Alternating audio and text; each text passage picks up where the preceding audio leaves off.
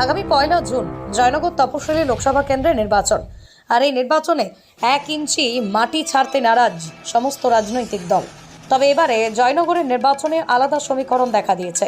জয়নগর কেন্দ্রে 33% মুসলিম ভোট আর 45% তপশিলি। কিন্তু মুসলিম ভোটে এবার থাবা বসিয়েছে আইএসএফ। এই প্রথম প্রার্থী আইএসএফ মেঘনাদ হালদার। ইতিমধ্যেই সংখ্যালঘু এলাকাতে প্রচারে ঝড় তুলছে মেঘনাদ হালদার। পাশাপাশি বামফ্রন্টের তরফ থেকে বুধবার আরএসপি প্রার্থী হিসেবে সমরেন্দ্রনাথ মণ্ডলের নাম ঘোষণা করে দিয়েছে। সমরবাবু গোসাবা ব্লকের একজন বহুদিনের প্রভাবশালী নেতা। গোটা নির্বাচনী কেন্দ্র জুড়ে যথেষ্ট প্রভাব রয়েছে সমরবাবুর।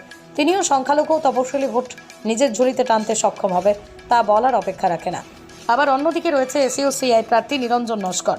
সর্বোপরি তৃণমূলের ঘাড়ের কাছে নিঃশ্বাস ফেলছে বিজেপি প্রার্থী অশোক কান্ডারি। গত নির্বাচনে ব্যাপক ব্যবধানে তৃণমূলের প্রতিমা মণ্ডলের কাছে তিনি পরাজিত হয়েছিলেন। তবে গতবারের থেকে এবারের চিত্র সম্পূর্ণ আলাদা। একটা বড় অংশ মুসলিম ও সংখ্যালঘু ভোট কাটবে আইএসএফ, এমনটাই রাজনৈতিক মহল মনে করছে। তবে ভোট কাটাকাটি যুদ্ধে তৃণমূল কতটা সংখ্যালঘু ও তপশিলি ভোট রাখতে পারবে সেটাই এখন দেখার। তবে এবারে তৃণমূলের জেতাটা যে সহজ হবে তা বলা যাবে না। তবে এই বিষয়ে প্রতিমা মণ্ডল কি বলল শুনুন। লোকসভা কেন্দ্রে 33% সংখ্যালঘু ভোট আর 45% তপশিলি এসটি। তো সেক্ষেত্রে আপনার সংখ্যালঘু ভোটে আইএসএফ খাওয়া বসিয়েছে। আর আপনার তপশিলি ভোট আপনি কেমনভাবে আপনার দখল হয়ে গেছেন আপনার দেখাতে? দেখুন, আইএসএফ যেটা বলছেন যে থাবা বসিয়েছে, এই কথাটি আমি আইএসএফ এর যিনি প্রার্থী বা আইএসএফ এর সেই প্রার্থীর যিনি ওপরে তাকে বলবো যে আগে একটু পড়াশুনো করতে। কারণ জয়নগর লোকসভা কেন্দ্রের প্রতিমা মণ্ডলের 93টা গ্রাম পঞ্চায়েত রয়েছে, একটি পৌরসভা যেটি হলো জয়নগর মজিলপুর। তাহলে সেই জয়নগর মজিলপুরের একটা ওয়ার্ড বা 93টা গ্রাম পঞ্চায়েতের একটা পঞ্চায়েতে আইএসএফ জিতে একবার দেখাক, পরে তো সংখ্যালঘু ভোটে থাবা বসাবে, পরে লোকসভা যাওয়ার স্বপ্ন দেখবে। তার থেকে বড় কথা, তারা তপশিলি জাতি উপজাতিদের কথা বলে, তারা সংখ্যালঘুদের কথা বলে। আগে তারা ভেবে নিক, এই ভোটে যদি তারা তপশিলিদের কথা ভাবে, সংখ্যালঘুদের কথা ভাবে, তাহলে ভোট কাটাকাটি করে সেই সাম্প্রদায়িক দল ভারতীয় জনতা পার্টি যারা যারা সংখ্যালঘু সম্প্রদায়, তাদেরকে তো দেশ থেকে বার করে দেওয়ার কথা বলা হচ্ছে, তাদের ধর্মাচরণ করতে দেওয়া হচ্ছে না।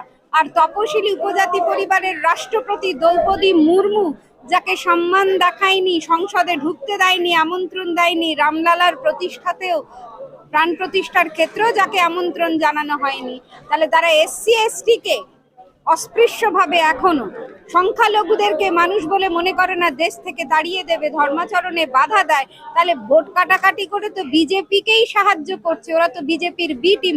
আগে ওরা বলুক যে কেন এই নির্বাচনে দাঁড়িয়ে কোন দলকে সাহায্য করছে, পরে ওরা ভোট কাটাকাটি করবে এবং পরে ওরা সংখ্যালঘু ধর্ম সম্প্রদায়ের যে ভোট কাটবে বা থাবা বসাবার কথা বলছে। কিন্তু বাংলার মানুষ এত বোকা নয়। গণতন্ত্রের সব থেকে বড় উৎসব হচ্ছে এই নির্বাচন। যে দল তারা একটা গ্রাম পঞ্চায়েতে যেতে না, ওয়ার্ডে জিততে পারবে না, তার মূল্যবান ভোটটি আইএসএফ নামক বিজেপির বি টিমকে দিয়ে নষ্ট করবে না, কারণ তারা তো কোথাও নেই। তাহলে কি করে মানুষ তার ভোটটিকে নষ্ট করবে? আপনি তপশিলি ভোট কি তপশিলি জাতি উপজাতির ক্ষেত্রে মমতা বন্দ্যোপাধ্যায় তপশিলি জাতির জন্য তপশিলি বন্ধু প্রকল্প করেছে জয় বাংলার মাধ্যমে, জয় জোহার করেছে তপশিলি উপজাতিদের জন্য, এবং লক্ষ্মীর ভান্ডার মায়েদের জন্য যেটা করেছে, যাদের কাছে এসসি এসটি সার্টিফিকেট আছে, আগে তারা 1000 পেত, এখন তারা 1200 টাকা করে পাবে।